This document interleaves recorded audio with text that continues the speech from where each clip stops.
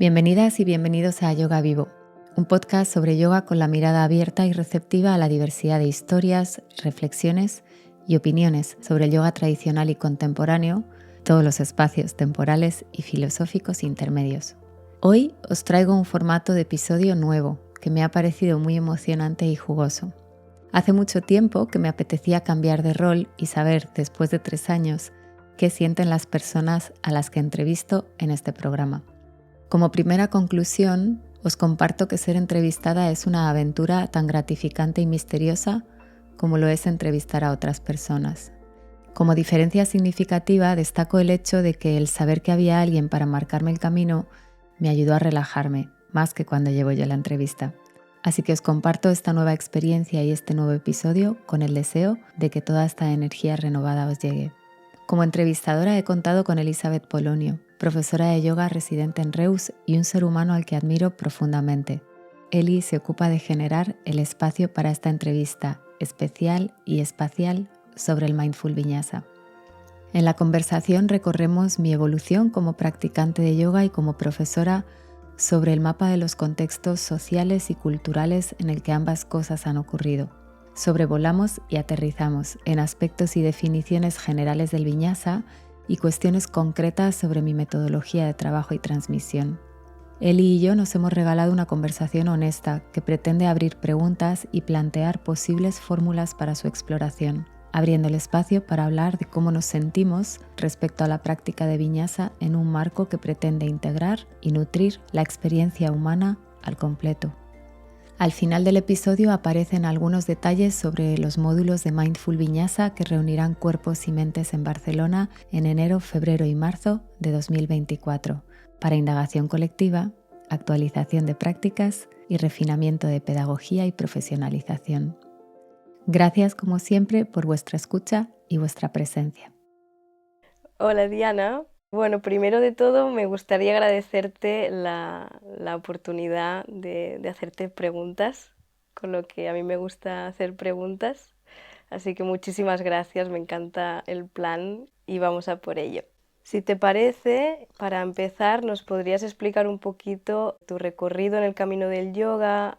¿Qué es lo que te impulsó a ser formadora? ¿Qué te inspiró a crear formaciones? Y un poquito así. Gracias por estar aquí, Eli. Me encanta que pasemos nuestras preguntas en privado a preguntas en público. Creo que es un entrenamiento y una evolución muy positivo para dos personas que comparten recorrido. Y cuando me has preguntado sobre mi historia con el yoga, de repente he pensado, mi historia con el yoga es la historia de mi vida, no la del yoga. Como que el yoga se presenta como un ingrediente más en un recorrido vital de descubrimiento y de curiosidad y de también, como tú, hacer muchísimas preguntas. Pero si quisiéramos hablar de manera muy específica y explícita de la aparición de una relación con el yoga, pues la tenemos que situar muy temprano. Yo sé que hay gente que la tiene aún más temprana, pero yo encontré el yoga con 18 años porque mi padre, que en ese momento todavía andaba en una etapa moderada de un trastorno mental, pues en su búsqueda había incluido pues todo lo que son aproximaciones holísticas a la salud de cara a paliar un malestar profundo y bien complejo con una larga historia. Y en ese camino había encontrado la meditación y el yoga y eran parte de su vida. Y con 18 años me llevó a mi primera clase de yoga y también me llevó a la India con esa edad y conocí la meditación allí. Y la verdad que yo creo que fue una relación bastante de sorpresa, en tanto en cuanto yo no me acercaba por una motivación intrínseca. Y sin embargo, la experiencia corporal, que fue lo primero que tuve, una experiencia de práctica de asana, me reveló que había cosas que yo no había experimentado en mi cuerpo a pesar de llevar toda la vida haciendo danza o algún tipo de deporte. No estaba desconectada del cuerpo como esfera de movimiento, pero la esfera de realidad fisiológica que toqué después de una clase de yoga, ese establecimiento en un sistema nervioso regulado, pero yo creo que no lo conocía directamente. Qué bueno. No creo ni que fuera una memoria de algún momento, sino que fue un inicio, una primera huella. Y eso me impactó mucho, ¿no? La experiencia del Shavasana, sí, la sensación de estar en equilibrio. No sé si es algo que experimentaba durante el asana también o que emergía sobre todo al final, pero bueno, ahí quedó. Y entonces yo, pues, durante, pues diríamos que los primeros 10 años, me dediqué a entrar y salir, pues de esa práctica, ¿no? Pero siempre me compraba el Yoga Journal, leía mis libros de meditación. Yo en esa época era diseñadora de moda y estaba bastante avergonzada de la pereza que me daba pensar en abrir un Vogue y la ilusión que me hacía abrir un cuerpo-mente, un Psychology. Entonces, bueno, yo creo que de ahí también se me iba cogiendo ya un aroma, ¿no? Un poquito heterodoxo, ¿no? Un poquito paralelo. Y en un momento dado, en mi etapa de diseñadora, ya al final de la etapa más vinculada, ¿no? al trabajo para otras empresas, yo ya tenía un burnout en toda regla que no derivaba solo de mi trabajo, pero especialmente de la evolución de la enfermedad mental de mi padre. Y dije, no puedo más, salí de la empresa en la que estaba. Pensé, bueno, tengo un poco de dinero, acabé un máster que estaba haciendo y pensé, pues voy a hacer un retiro de yoga a ver si me recompongo. Pero fundamentalmente pensando en ponerme una tirita más. Mi camino hasta ese momento había sido ir poniéndome tiritas y subsistir. Y bueno, encontré una gran tirita porque los retiros de yoga me parecían muy caros para lo que eran y yo tampoco me sentía lúdica en la relación con el yoga. No me apetecía como masajes y clases de yoga, sino que yo quería comprender y ganar en autonomía. Así que miré y dije, pues me hago una formación y así salgo de esta, a ver si lo consigo. O sea que fue bastante un movimiento a la desesperada. No es que no tuviera un cierto grado de sabiduría, pero fue un movimiento a la desesperada con ningún afán profesional, más un afán personal de, bueno, de comprender mejor y cultivar más salud, más equilibrio, más discernimiento también. Y por alguna casualidad, pues las dos personas que se tenían que enterar de que me había formado se enteraron y allí donde vivía en la Sierra de Madrid me ofrecieron dar unas clases. Pensé que era una chorrada absoluta, que no tenía ningún interés en dar clase de yoga y que además en general los profes de yoga me parecían como, bueno, como entre puretas y gente muy, no sé, como aburrida. Tenía yo misma un montón de prejuicios y los comparto aquí con todo el respeto y la humildad de mis limitaciones, ¿no? Pero bueno, pensaba yo no soy de ese grupo, ¿no?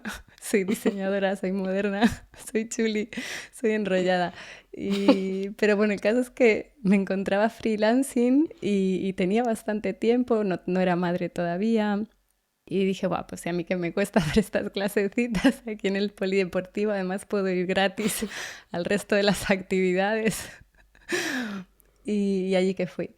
Cuando di mi primera clase, todavía en el aroma de mi formación principal del principio, que era Shivananda, un yoga muy clásico, al que le debo mucho del conocimiento del prana y la tradición, pues allí me puse delante de un grupo de gente que estaba acostumbrada a tener su profesora y allí estaba yo con mi ropa amarilla y blanca al estilo Shivananda y sin saber lo que tenía que hacer, obviamente. Y bueno, yo creo que hice un ridículo bastante mayúsculo porque no tenía ni idea de dar una clase y la gente me miraba, yo miraba atrás a ver si había alguien. No me hacía la idea que me miraban porque la profesora.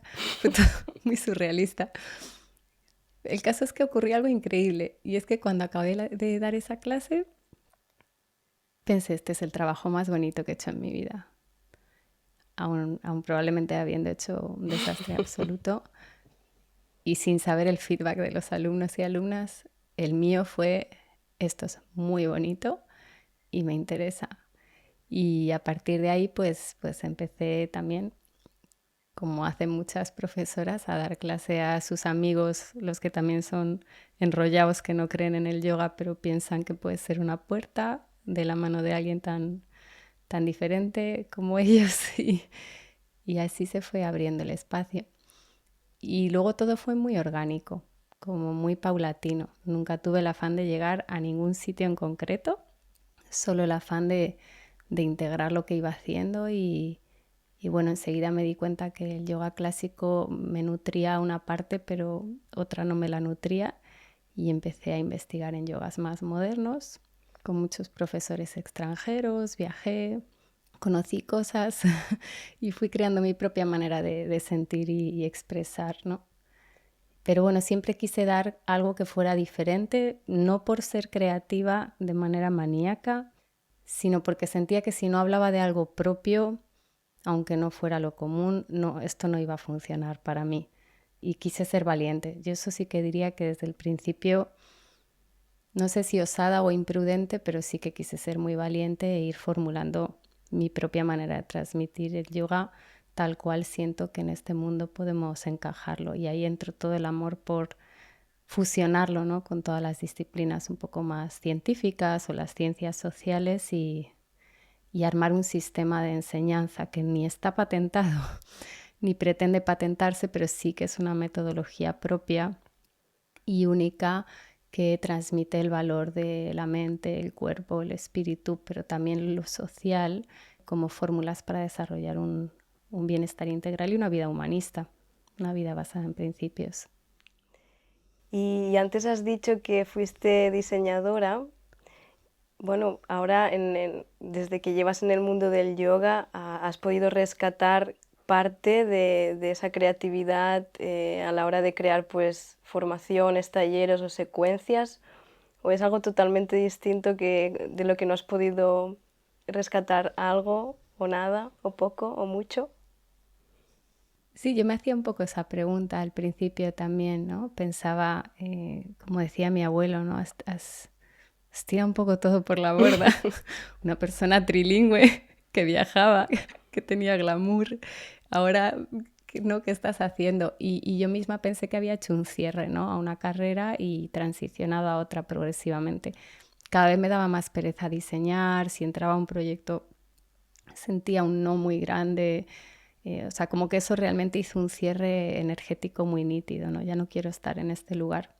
Sin embargo, con el tiempo, efectivamente, me di cuenta que había cosas que derivan de conocer y haber vivido el proceso creativo, además con el estrés de una industria como es la moda y en empresas, pues que estaba acostumbrada a la frustración, que estaba acostumbrada a la paciencia, que estaba acostumbrada a resolver problemas, a investigar y a pensar un poco fuera de la norma para luego volver y aportar un sentido. Sí, a fecha de hoy sí que creo que conocer el proceso creativo y haberlo vivido corporalmente, con todas las etapas que incluye, de ansiedad específicamente, pues sí que me ha hecho un poquito de callo positivo de cara a ser una persona que va creando módulos formativos con contenidos propios y siempre sabiendo que la inspiración fundamental viene del interior, pero que hay que saber darle forma. Y en ese darle forma es donde yo he sentido que sí, que lo anterior me ayudaba.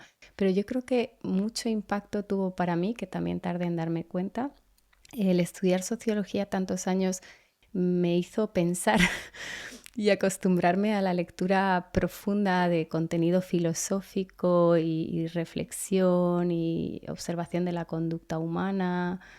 Nunca me interesó la parte manipulativa, creo que por eso la sociología tiene esa parte humanista que creo que me ha gustado bastante. Entonces yo creo que también hay un factor intelectual de gusto por aprender y por pensar, y que eso también está ahí presente. Qué bien. Y te pregunto, bueno, para las personas que no conozcan la palabra viñasa o qué es el viñasa, si nos podrías explicar bajo tu punto de vista cómo definirías tú la palabra viñasa, hablando ya en específico del yoga. Yo creo que es una pregunta casi imposible de contestar satisfactoriamente para quien lo escucha y para quien lo emite, tanto como es definir yoga. Quiero decir que son amplitudes tremendas, pero claro, tenemos que usar el lenguaje. Y esta es la complejidad de la vida humana, que el lenguaje facilita, pero el lenguaje no completa la experiencia. Mm. Entonces, sí es verdad que con el tiempo yo me fui dando cuenta que me identificaba más con estilos de práctica fluidos que enfatizaban la respiración como el elemento principal o el patrón de base de movimiento, Y entonces dije, bueno, pues soy profesora de viñasa. Y entonces yo misma inicié una búsqueda para definir esto, porque bajo ese paraguas, yoga viñasa o viñasa yoga, se encontraba de todo. Se encontraban prácticas súper aceleradas, acrobáticas, dinámicas, repetitivas. Se encontraban prácticas súper suaves y terapéuticas, con énfasis en lo funcional y en que cada persona se sienta. Y dije, uy, uy, uy, esto se está poniendo muy difícil. Entonces, yo no sé si he conseguido simplificarlo. Lo que sé es que le puedo dar una definición dentro de cómo yo lo practico y lo Ujú, enseño. En ese sentido, sí, hasta ahí podría llegar.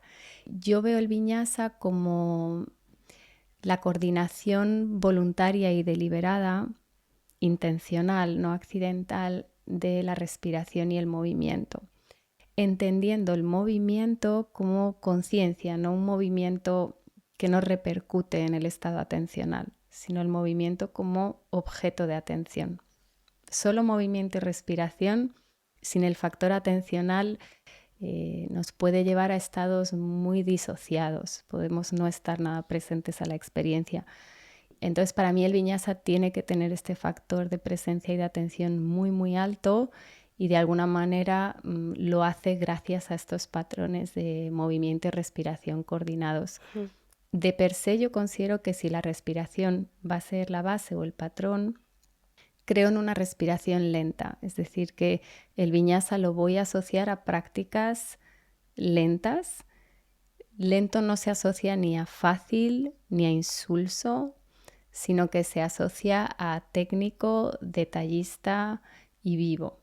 Es decir, que es una toma de decisiones constante. Por eso la parte atencional es tan importante. Y luego Viñasa, una de las traducciones que tenemos que más me inspira, es colocar las cosas de una manera especial. Y en ese sentido creo que repercute en el vivir, porque si yo en la esterilla aprendo a colocar las cosas de una manera especial para llegar a cierta experiencia o conocimiento, quizá al salir de la esterilla hago este mismo diseño intencional de cómo secuencio mi experiencia vital, ¿no? ¿Qué hago cuando me levanto? ¿Qué hago después de eso que he hecho? Un poco empiezo a encontrar que en la vida hay una continuidad, es un continuum, no son episodios. ¿Cómo te vas moviendo, no? Exactamente.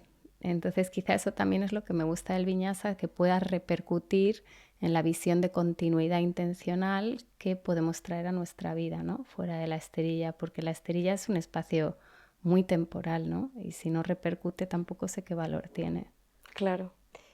Entonces dirías que el gesto respiratorio, con la observación consciente de este gesto respiratorio, sería en sí ya un propio viñasa, aunque estuvieras en la quietud voluntaria del cuerpo.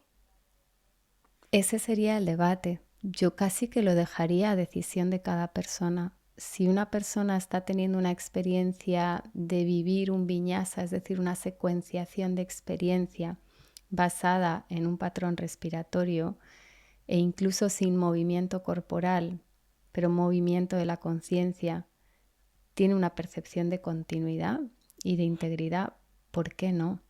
¿Por qué vamos a restringir esa experiencia dándole un patrón fijo o limitado? Es cierto que si vas a una escuela de yoga y te apuntas a una clase de viñasa, nadie te va a tener quieta moviendo la conciencia y respirando. Pero si consideramos que eso es lo primario, mover la conciencia y la respiración, el cuerpo se suma a eso. Entonces sí, claro que subjetivamente una persona puede tener una experiencia de viñasa solo con un movimiento de la conciencia. Y ahí ya entran cosas pues tipo este concepto del prana shakti, que es la idea de que el prana llama a la conciencia y el cuerpo empieza a seguirlo, con lo cual puede ser necesario primero tener una relación con la conciencia y la respiración. Estos son preguntas súper abiertas, yo creo. Entonces tú, al estilo de yoga que transmites, incluso a tu formación, en la palabra viñasa le añades, lo aunas con la palabra mindful, que significa consciente, y a mí me da muchísima curiosidad por qué le añades la palabra mindful y si no está en el propio viñasa ya la consciencia. ¿Por qué lo remarcas? ¿Por qué es para ti importante remarcar la palabra mindful? Yo creo que para mí era necesario hacer alusión a un adjetivo que cambiara el estereotipo, ¿no? Que al añadir mindful, lo que venía a resaltar es aquí vamos con la atención por delante. Entonces, mindful aparece antes de viñasa. Quizás atento más que consciente en este sentido sería la palabra, por eso a veces llamaba a los talleres la anatomía del movimiento atento, porque en realidad la consciencia es una cosa súper amplia que además tiene una componente trascendental que alguna gente va a acceder a ella antes o después o nunca va a coger este factor de conciencia como lo muy sutil. Y quizás al nombrar mindful como atento, lo que viene a decir es la atención, el factor cognitivo atencional, es decir, el estar prestando atención, como cuando estás en una clase y te cuentan algo. Puedes no estar presente a tu actividad consciente, pero sí implicada tu atención como un factor cognitivo de integración o de absorción o de aprendizaje. Quizá también por esto me resulta importante que sea un factor de atención, porque la idea es que la persona se transforme según va practicando. Y en esta transformación va a hacer falta una educación, un aprendizaje. Entonces es un estilo de yoga que es tremendamente educativo el que enseño yo. El otro día lo hablábamos en un taller. Yo no tengo un estilo de enseñanza que es intervencionista. No voy a entrar corriendo a corregir a alguien y decirle cómo se hace algo con certeza absoluta, aunque yo tenga mis conocimientos y opiniones sobre el cuerpo y su mecánica. Fundamentalmente mi idea es derivar conocimientos, como en cualquier entorno de aprendizaje, para que la persona se vaya educando a sí misma en lo que es vivir en un cuerpo que se mueve, que siente, que percibe y que además tiene intenciones como ponerse fuerte o tener movilidad o mejorar su equilibrio. Entonces el mindful es un añadido de el factor atencional es súper importante. Sé que añade confusión porque alguna gente piensa que mindful aparece ahí por el mindfulness y que entonces va a ser una práctica meditativa, pero es que el adjetivo en inglés se pone antes y entonces cuando hablamos de viñasa podríamos decir viñasa atento si lo tradujéramos, pero al poner mindful lo ponemos delante, pero no significa que el mindfulness, porque en realidad no estamos usando la palabra mindfulness sino el adjetivo mindful. Estamos de alguna manera matizando la forma en la que se practica viñasa. Y claro que está implícito en el viñasa que hay un factor de presencia, como en toda práctica de yoga, pero yo en este caso quería resaltar el factor atencional. Y la primera vez que leí el título de la formación que ofreces de Mindful Vinyasa, le pones el subtítulo de Inspiración ética y alineamiento saludable, que son como los pilares que sostienen esta formación. ¿Por qué para ti es importante, en primer lugar, en este subtítulo, la inspiración? Bueno, yo muchas de las cosas las enseño por cosas que voy observando. Es decir, que hay una toma de decisiones respecto a lo que yo quiero y luego hay otra toma de decisiones basada en lo que yo veo que no está o que está frágil o débil o poco enfatizado. Y entonces para mí es muy importante el factor pedagógico, que es el factor comunicativo. Es decir, el intercambio relacional que se da en una práctica con uno mismo. Es decir, hay una relación con el yoga y con la práctica que es íntima. Y luego cuando eso se transmite porque hay una profesión o una persona que trabaja haciéndolo, vamos a tener otro factor relacional que marca la comunicación. Y eso es pedagogía. Yo cuando hablo de inspiración estoy hablando de un estilo pedagógico que se llama la pedagogía inspirada. Que pongo inspiración porque, claro, da igual hablar de pedagogía o no, la inspiración sería lo primario. Lo que vamos a hacer es añadir el factor inspiración a la pedagogía. Eso no significa, porque tenemos la idea de que una persona que está inspirada es como que le bajan cosas del cielo a la cabeza. Y como le bajan del cielo a la cabeza, pues las expulsa, ¿no? Como un artista sin más. Pero estamos hablando de pedagogía, con lo cual tiene que haber sí o sí una metodología asociada a ese factor de la inspiración. Según Wayne Dyer, la palabra inspired en realidad significa vivir in spirit, significa que tú vives en algún punto de trascendencia o de espiritualidad. Con lo cual, el acercamiento a la enseñanza se hace desde una comprensión de lo trascendental. Es decir, el alumno no está por debajo del profesor o la profesora, o la alumna no está por debajo del profesor o profesora, y hay un punto de partida de horizontalidad. Hay una diferencia en cuanto a la responsabilidad, es decir, que la horizontalidad entre alumno y profesor o alumna-profesora en cualquier dirección no va a estar verticalizado, no hay dinámicas de poder. La pedagogía inspirada se basa en la ausencia de dinámicas de poder en el aula y con el propio cuerpo. Eso es muy importante y yo lo quería resaltar porque a fecha de hoy llevo casi 30 años en el mundo del yoga y he visto muchas cosas. Y una de las cosas que quería rescatar es necesitamos movernos en un ambiente muy limpio a nivel de transmisión. Y limpio significa honesto, corazón depurado, con las dinámicas de poder nítidas. Y para mí eso es la pedagogía inspirada, que se basa en factores como la creatividad, la comunicación, la intuición, pero que todos tienen una base que tiene que ver con lo intelectual, con lo filosófico y específicamente con las habilidades sociales o relacionales. Todo lo que sea inteligencia emocional o agilidad emocional entraría en el factor inspiración. O sea, que no sería una cosa mística, sino entre humanista y de pedagogía un poquito contemporánea.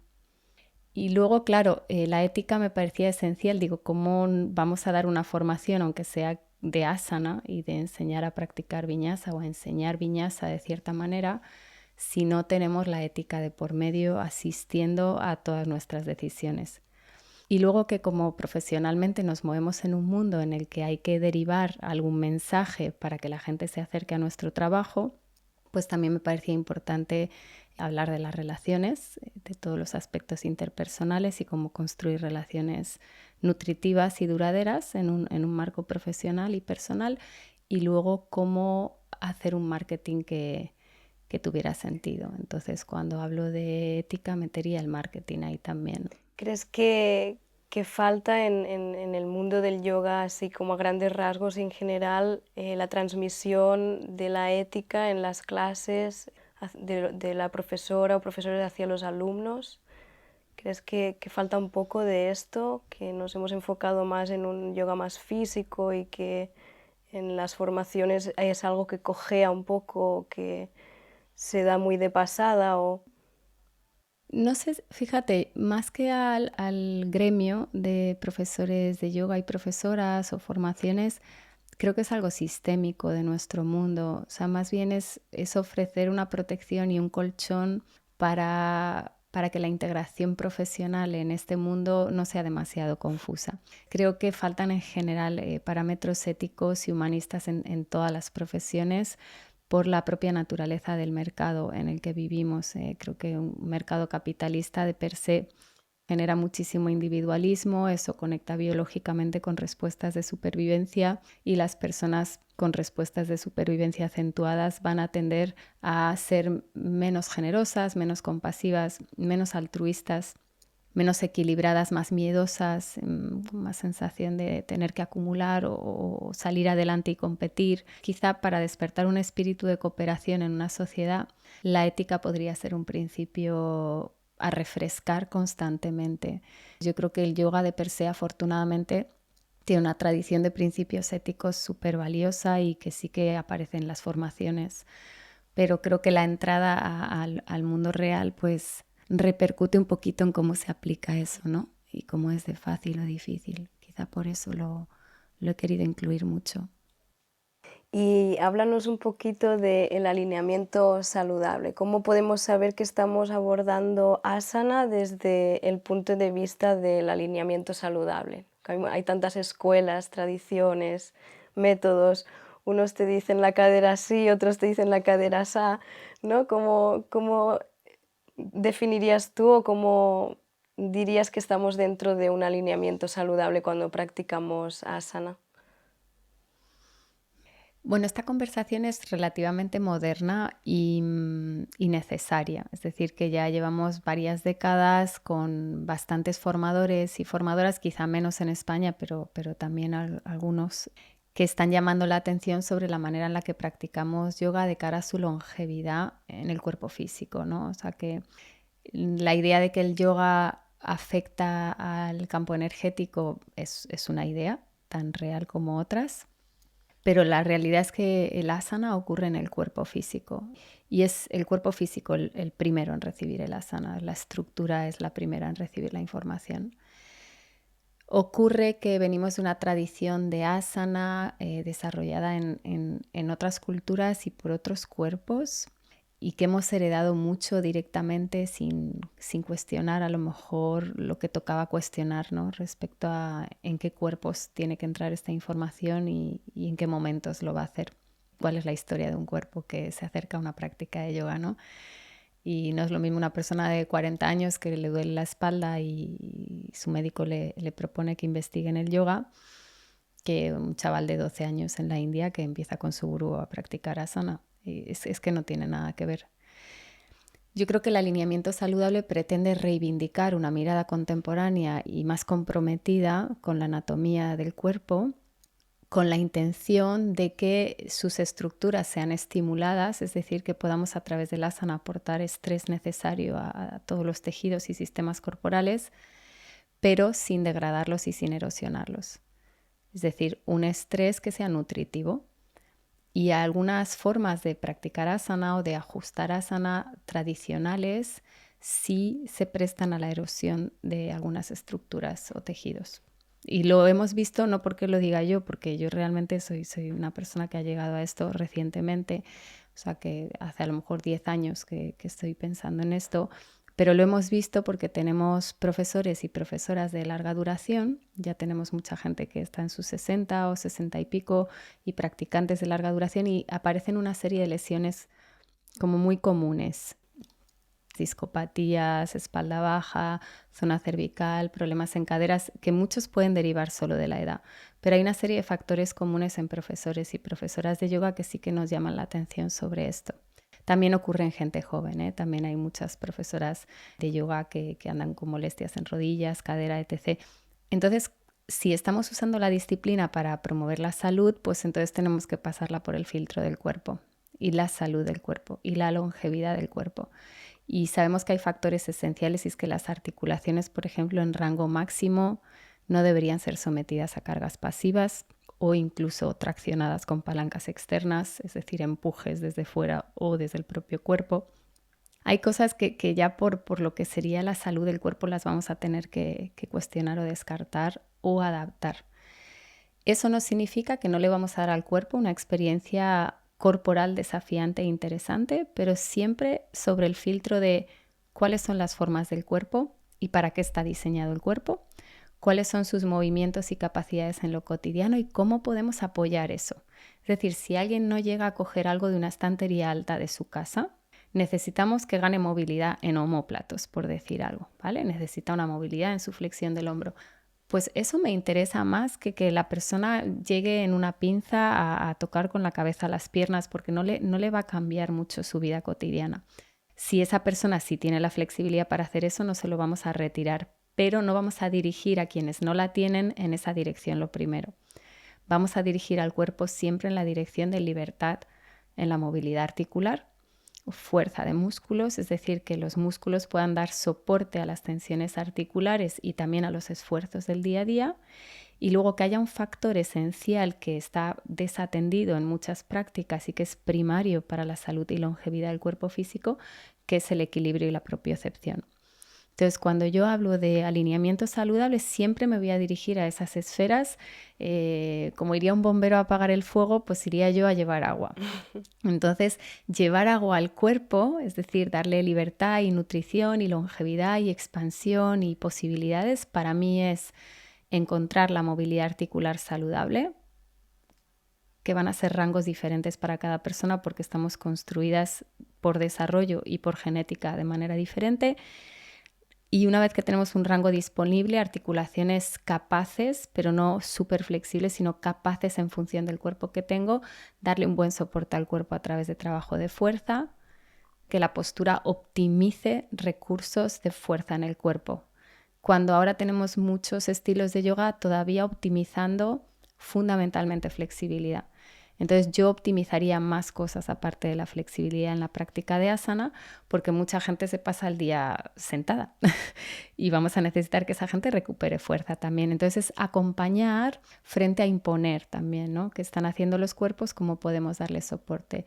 Y propiocepción hasta el infinito. Es decir, que una persona pueda sostenerse en una pierna un rato moviendo la pierna en diferentes direcciones, la que está en el aire, significa que a nivel cerebral tenemos una respuesta propioceptiva buenísima y la propiocepción tiene mucho que ver con la relación con el espacio, con lo cual es una bella metáfora de sé yo dónde estoy. Esa es la propiocepción, el equilibrio, sé yo dónde estoy en el espacio, soy capaz de encontrarme. Para mí esto es el alineamiento saludable, el filtro de la anatomía natural como algo genérico, el filtro de la anatomía particular de cada practicante y las intenciones muy nítidas en torno a fuerza, movilidad, propiocepción e idealmente también interocepción, que es la percepción de la propiedad somática del Y cuerpo. entonces incluirías que el Mindful Vinyasa es un estilo que acoge las diversidades, ¿no? La diversidad en los cuerpos, la diversidad en las vidas de esos cuerpos, en las historias, ¿no? de esos cuerpos. Sí, yo creo que es que la diversidad como es ineludible o la negamos Exacto. a ojos cerrados o la invitamos y la abrazamos. O sea, estas son las opciones que nos quedan con la diversidad humana, que además no es solo física, es en gran medida psicológica también. ¿Y te parece darnos un poquito más de información práctica sobre cómo acceder a tu próxima formación, cuándo será, dónde se celebrará, horas, certificación, un poquito así, más aspectos prácticos sobre tu próxima formación en Mindful Vinyasa? El módulo de Mindful Vinyasa es un módulo que ha evolucionado y tiene, bueno, inicialmente era un módulo de 6 horas, actualmente es un módulo de 45, que podría ser un módulo de 300, porque de per se recorre todo lo que se puede hacer en profundización. Se queda en un módulo de 45, pues mira, entre otras cosas por respeto también, porque siempre pienso que la gente se acerca a la educación para beber agua y luego se vaya y haga algo con eso que ha absorbido, ¿no? Sus propios ríos, sus propios lagos, mucha integración. Yo soy muy partidaria de que la educación tenga obviamente mucho de inputs, pero tenga un factor integrativo de larga duración. Con lo cual, yo siempre le digo a la gente, esto es una formación de 45 horas, pero creo que deberíais pasar al menos un año integrando. Con lo cual, es una formación para mí de un año que se imparte en módulos para llegar a las 45 horas. Esta formación tú la tomaste en la edición del año pasado, yo creo, que fue la última que se hizo. La residencial, sí. Exacto. Y creo que es la quinta edición la que haremos en 2024, o sea, a partir de enero. Y esta se va a hacer no residencial en 3 módulos. Bueno, inicialmente las primeras ediciones fueron por módulos. La experiencia residencial es una barbaridad, como bien sabes, pero le tocaba a la formación volver a módulos. Yo creo que el mundo es contracción-expansión y nos tocaba expandirnos a módulos y así lo vamos a hacer. Entonces en la siguiente edición son 3 módulos que son de 15 horas cada uno. Se celebran el 20-21 de enero, 10 y 11 de febrero y 2 y 3 de marzo. La formación toma todos estos principios que hemos hablado de pedagogía, ética y alineamiento y en cada módulo se ve un poco de cada cosa, ¿vale? Para que dé tiempo a integrar. Incluye algo de secuenciación, aunque luego tengo un módulo de secuenciación aparte, mucho más largo, pero sí hay un poquito de secuenciación. Y es muy importante para mí, esto ya es un factor totalmente administrativo, pero hubo una época que los profesores y profesoras estaban ofreciendo formaciones en las cuales se decía que había 45 horas, pero luego te ponías a sumar y eran 38 y estaban computando 7 horas de un proyecto que hacías en tu casa. Yo esto a nivel de ética no lo apruebo y no me parece correcto que se venda una formación que dice que tienes X horas y luego no sean lectivas directas. Entonces, estas 45 horas son horas lectivas directas. Yo y los alumnos y alumnas en un aula metidos explorando con todo lo que eso conlleva. Y luego aparte hay un proyecto a realizar que serán las horas que cada persona quiera, que es lo que valida la certificación de Yoga Alliance y que incluye una mentoría personal conmigo también para que cada ser humano pueda reflexionar, ¿no?, en una compañía más íntima sobre sus desafíos o sus placeres.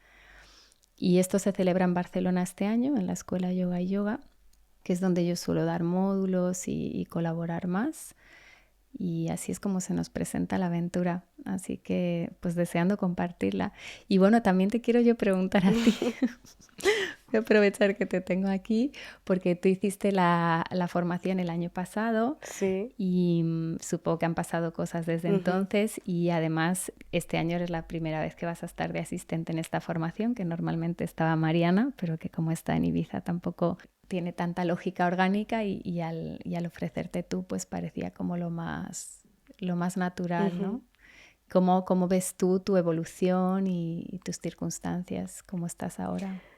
Para mí ha sido un cambio total en mi autopráctica y también a la hora de yo como profesora transmitir y enseñar a mis alumnas desde que te descubrí, te conocí y me dio mucho sentido, ¿no? La manera de practicar, de transmitir, me dio mucho sentido en el cuerpo y en la mente también.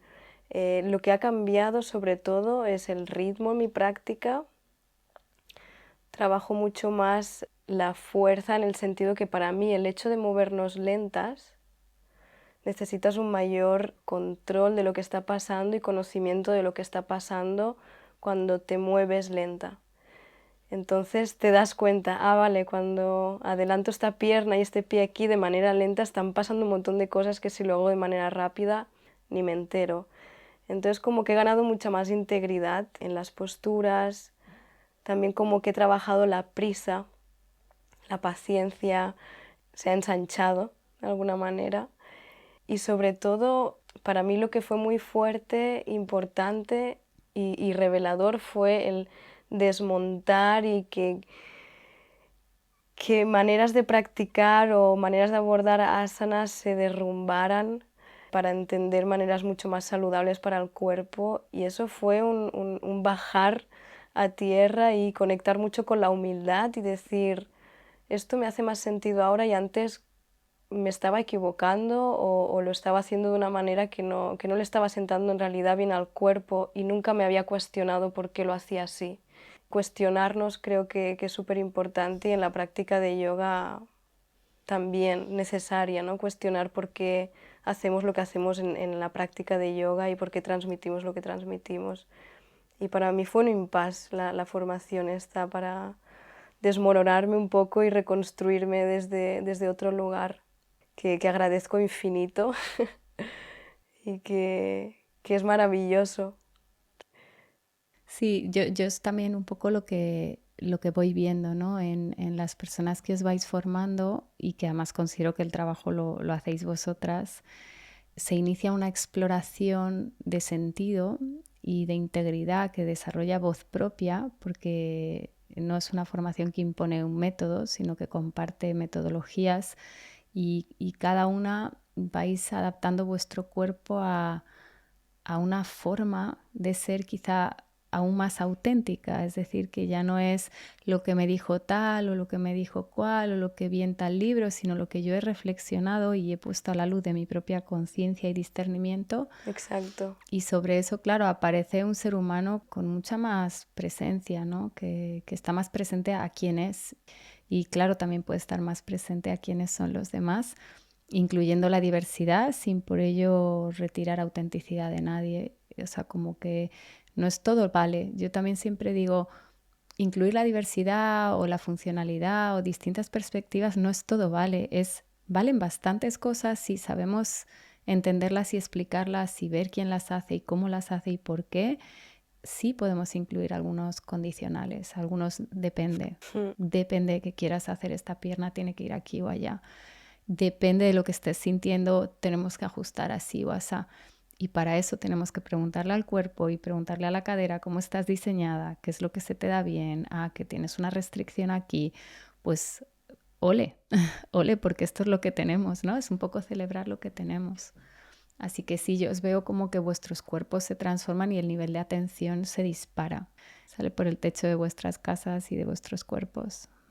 Es como que queda, cuando te mueves y practicas desde ahí, te queda poco, sí que la mente es muy rápida igualmente, ¿no? Y sí que encuentra como maneras de escapar, pero le queda menos espacio para escapar porque el nivel atencional es mucho mayor.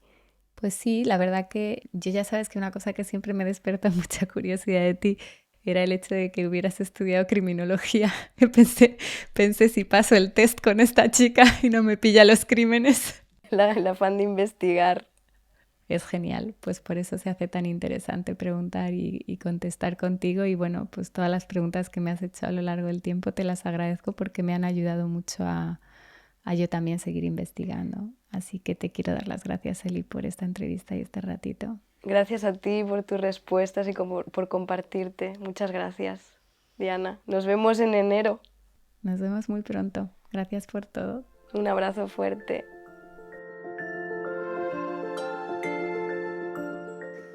Muchas gracias por haber pasado este rato con nosotras. Podéis encontrar a Elizabeth Polonio en su web yogaspyterra.com y su Instagram spy_terra. Si entráis a la web de samyamayogaibiza.com y os suscribís a la newsletter, recibiréis las fechas de los encuentros online Conecta Yoga de 2024, donde ofrezco debate y educación con temas de calidad, cualidad y rigor en el yoga. Estos eventos, como el podcast, son divulgativos y de acceso libre. Para todo lo demás, clases, formaciones, mentorías, más episodios de este podcast, talleres, podéis seguirme en Instagram, diananaya_yoga vivo o Samyama Yoga Ibiza, o en las webs de samyamayogaibiza.com y diananaya.com. Hasta la siguiente.